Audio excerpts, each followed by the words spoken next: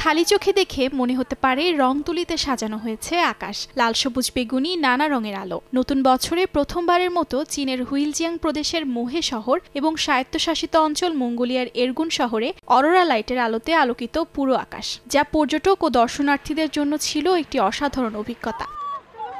নতুন বছর উদযাপন করতে যাওয়া পর্যটকদের জন্য বাড়তি পাওয়া অরোরা আলো, যা দেখে মুগ্ধ তারা। মোহনীয় আলোতে একে অপরকে নতুন বছরের শুভেচ্ছা ও শুভকামনা জানান। অরোরা আলোর স্থায়িত্ব ছিল স্থানীয় সময় সন্ধ্যা ৭টা থেকে রাত ১০টা পর্যন্ত। এই রঙিন আলোর শোভা ক্যামেরাবন্দি করেন আলোকচিত্র প্রেমীরা।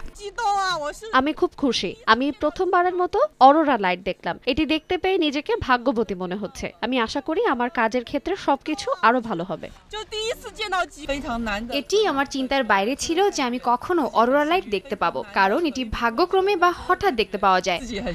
সাধারণত অরোরা আলো পৃথিবীর উত্তর ও দক্ষিণ মেরু অঞ্চলে রাতের বেলায় দেখা যায়। সূর্য থেকে নির্গত চার্জযুক্ত কণাগুলো পৃথিবীর চৌম্বক ক্ষেত্রে প্রবেশ করলে বায়ুমণ্ডলের পরমাণু ও অণুর মধ্যে সংঘর্ষ ঘটে, তখন অরোরা আলোর দেখা মেলে বলে জানান বিশেষজ্ঞরা।